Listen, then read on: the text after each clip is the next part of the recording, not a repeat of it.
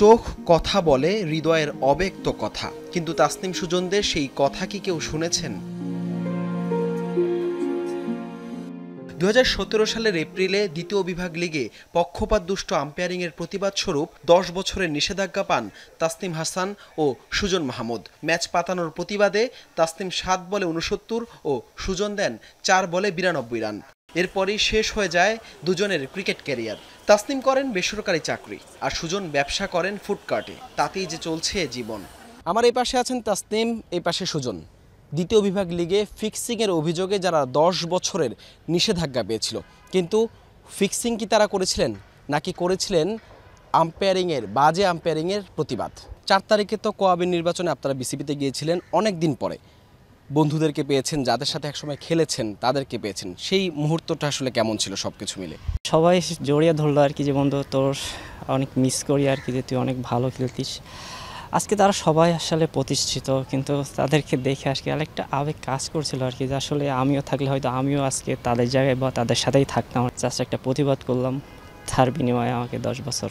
এই ঘটনার পরে কতটা স্ট্রাগল করতে হয়েছে, কতটা আসলে বাকি সময়টা কতটা কষ্টের ছিল বা কিভাবে কেটেছে? সত্যি কথা বলতে আজকে আমি রাস্তায় নেমে গেছি, তারা আমাকে রাস্তায় নামাই দিচ্ছে। ঠিক মতন বাসা থেকে বেরোতে পারি নাই। মানুষজন বলে যে ফিক্সিং করছি, এই করছি, ওই করছি। শেষমেশ না পেয়ে আমি একটা ফুডকার্টের বিজনেস শুরু করি এবং এইটা দিয়ে আমার সংসার, আমার পরিবার আমরা চলতেছি আর কি।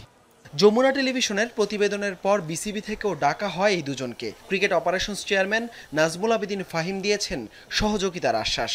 বুলুল ভাই কনভার্ট করে ফাহিম স্যারের কাছে দেয়, যাতে আমরা তাদের সাথে কথা বলি। স্যারের সাথে আমরা টোটালি বললাম যে আসলে স্যার, আমরা আসলে অনেক ব্যাকফুটে চলে গেছি জীবন থেকে। আসলে আমাদের কেরিয়ার উপরে শেষই হয়ে গেছে আর কি।